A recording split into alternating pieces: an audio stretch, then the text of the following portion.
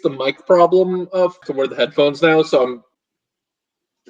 Hey guys, welcome to another bracket breakdown here on Ballin in the Boot. I'm your host, Jace Lejeune. We're about to break down the Division III Select State Championship game, which will be another great matchup between two really good quarterbacks we're about to talk about. But we're also joined by Alex Allison, Daryl Felker of Gridiron Football, and we're also joined by Grant Sachray of River Sports Media and Crescent City Sports, hosts of Friday Nights on the Bayou as well. So make sure to give them a follow on social media, guys. Let's talk about one of the deeper brackets we'll talk about throughout this whole playoff, and that is Division III Select. And it did not disappoint.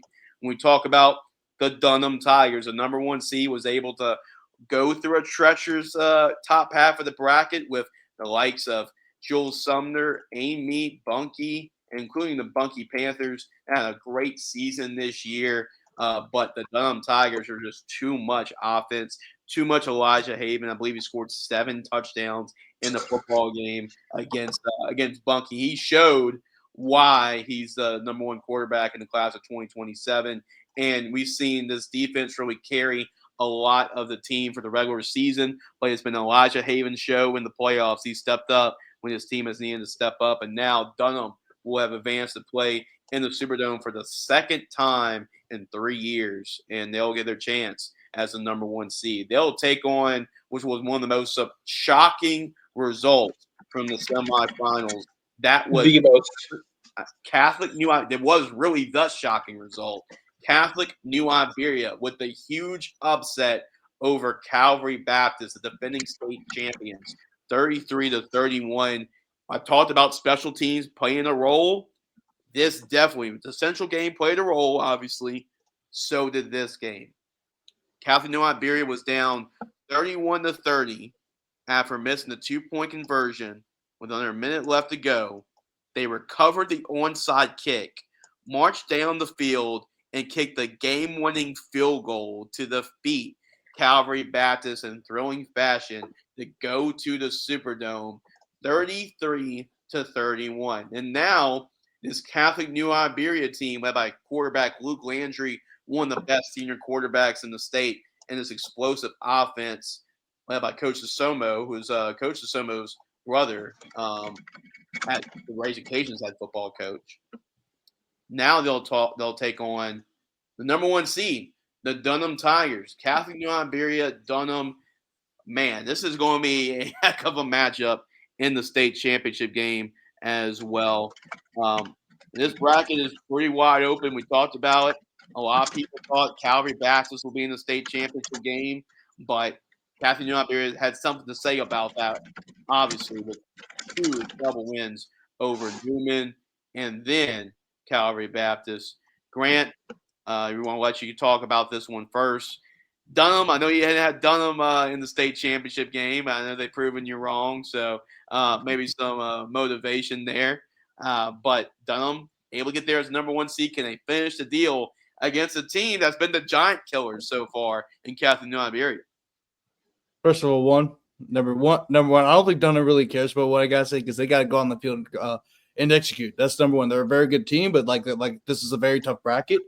And that top half of the bracket was just brutal. I mean, you had Amy, who's a very good program. They've always going to go far in the playoffs. Jules Sumner was a team that could have caused Dunham a lot of problems, given how well they how well they could keep possession of the ball because of their offense, and then also Bunky because of their physicality up front. Dunham was a team I expected to go to the semifinals. So it didn't really shock me. I know I picked LCA last week, but to be fair, I also had Dunham, like originally Dunham going to the semifinals. But the way that Lafayette Christian played against a team like Notre Dame let me believe, okay, maybe they could beat Dunham. And I was originally right. They were winning 30-14, but then Dunham came back and won. So congratulations to the Tigers. And I picked Bunky last week because I was worried about the size up front for Bunky compared to Dunham, but Dunham beat the living crap out of Bunky. So there's that. But also I want to mention, too, Catholic New Iberia. But before I get to that, Jace, it's Louisiana or it's UL. It doesn't have to be the Raging Cajuns. Just everybody's happy when I say Raging. Just say it, Jace. Jace, say it. Say it. Say it. Never mind. Okay. All right. Go into the game. Staying right in the center, straight in there, my friend. I'm gonna call them Raging Cajuns, and that's what we're gonna call them, right? All right. So we got Catholic. We got Catholic New Iberia is a team that's been absolute giant killers. They started the playoffs with a 59-22 victory over Northern Christian, which is a pretty good team, by the way. And then the next round, I know Newman had to deal with some injuries. Let's be honest, they had to deal with some injuries, especially on the offensive line. I know apparently Brett Bordelon did not play in that game, from what I heard. But Catholic New Iberia still went out and won the game 31-0. It's still a very good Newman team. They forced Eli Friend to throw 4 interceptions, and they were able to win 31-0 on the road. All right. And then the next round, they go up to Shreveport. They make the trip up to North Louisiana. And they upset Calvary Baptist. I mean, remember, for them to even upset Calvary, they had to score a touchdown late, get the onside kick, and at least get the game-winning field goal or game-winning touchdown in the final second of the game. And that's exactly what they did. So it took a lot for them to beat Calvary. Can they do it this week against Dunham? Possibly. But this Dunham team is playing really good football right now. Dunham's very confident. They got I think with the win over Bunkie, they got the jitters out. And I think, Dunham's going to win this game. Also, remember, Dunham still has a lot of players from that 2022 team, including Grant Morgan.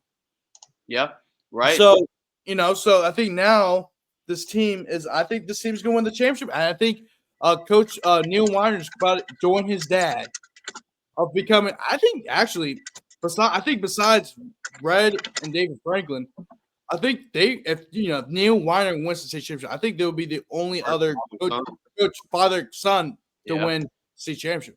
I got to double check with that. Maybe I'll hit up Ray for that. Maybe you can look that up. But I think that might be the case. And also especially considering the fact that Dale won really late in his career. Yeah. Neil still he's still in his prime. He's in his prime of his career right now. Right. And he might win his first state championship. And then also remember, he was the guy that started up Zachary too. Yeah, he was. He was the one that really kind of put the pieces together for Zachary to become a powerhouse program for the long term. And then, of course, it didn't work out at the end. But for a while, you could tell something was brewing at side Zachary. Yeah. And that's when Zachary and then they hired Coach David Brewerton, and then the rest is history. So Neil Weiner's always been a great coach, but for him to finally get that state championship, and also a lot sooner in his career than his father. Also, by the way, it's been a big year for that family, man. I mean, not only the success Dunham's had, but his dad also got inducted to the Hall of Fame as well. Yeah. I mean, dude, what a way to cap up the season with a state championship of his own and join his dad among some of the greatest coaches ever coached the game and winning the state championship. Yeah, absolutely. I mean, a whole lot of respect for the Weiner family. And, Coach Dale Weiner actually coached my dad back in the day, too, at St. John when he was the head coach at St. John for a year. It's a long time coming. And I thank God that they finally decided to put him in. But congratulations to Dale Weiner for making the Hall of Fame. Definitely well deserved. And really helped grow the Catholic High brand to what it is today. Now, so Grant's got Dunham winning the state championship in Division III Select. Daryl, your chance to call this game and see what you think you have to win this football game. Are you going with the number 1 seed, or are you going with Catholic New Iberia has been the giant killers as of late? Yeah, I think it's easy to look at the number 1 seed and say, but Catholic New Iberia, they've made it really tough for us to decide. I mean, of course, Dunham, they had the huge win last week over Bunkie in the undefeated matchup. And I mean, giving Bunkie their first loss of the season by 24 points, that's a really good win. And that kind of gives you a really good feeling heading off to the Dome to go play in the state championship.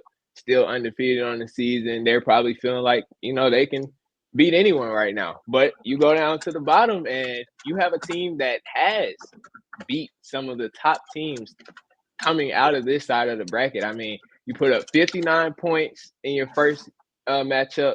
You shut out the 2 seed. Of course, as Grant said, they had injuries, but 31-0 is still 31-0. I mean, Newman is a complete football team, and I mean, just being able to hold them out to 0 points, that shows their defense is And of course, the super emotional win last week, the miraculous win. I mean, that it kind of feels like you need that kind of win. You have to have that kind of thing to go on a run like this.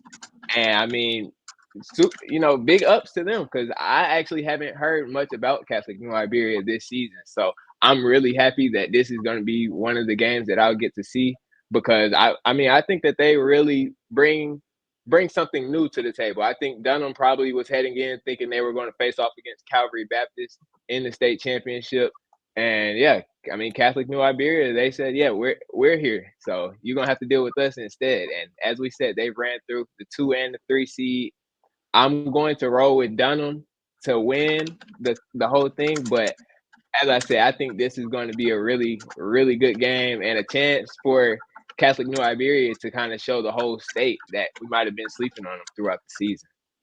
Yeah, that's what's really dangerous about this game, Alex, because here's the number 1 seed, Elijah Haven, this quarterback, and there's this team just kind of sneaking on their way to the dome. Nobody knows much about this team, and they just get win after win after win.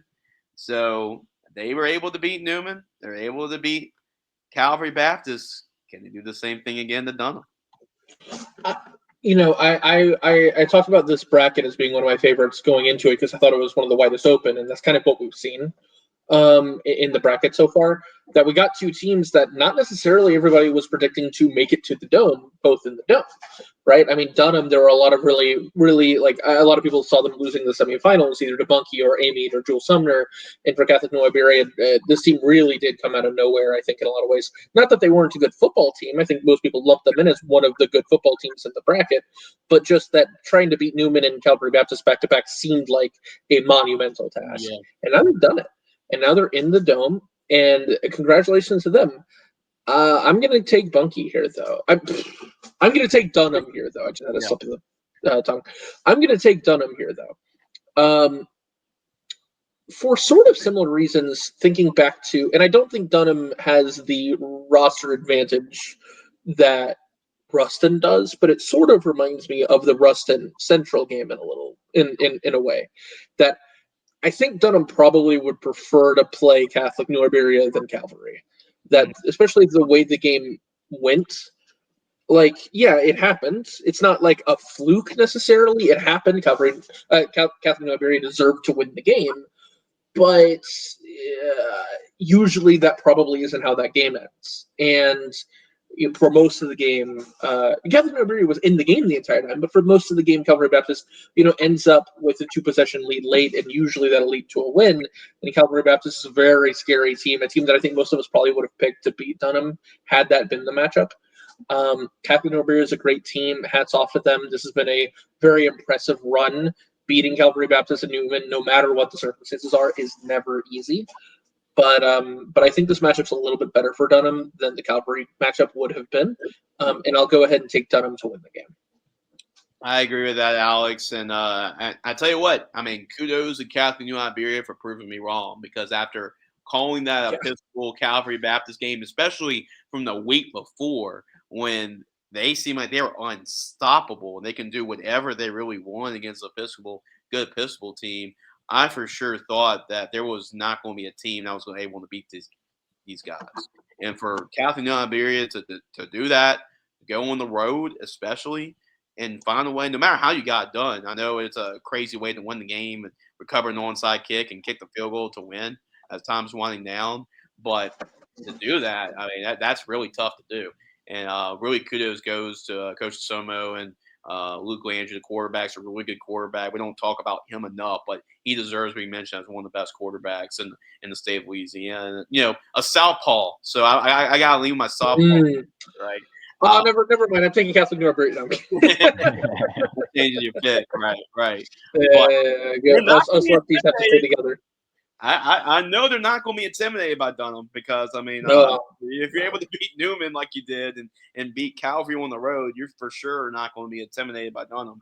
But I agree with you, though, Alex. I mean, I think Dunham is just a better matchup. Even though they beat Calvary Baptist, I think it would have been a worse matchup for Dunham if Calvary Baptist was able to be in the Dome.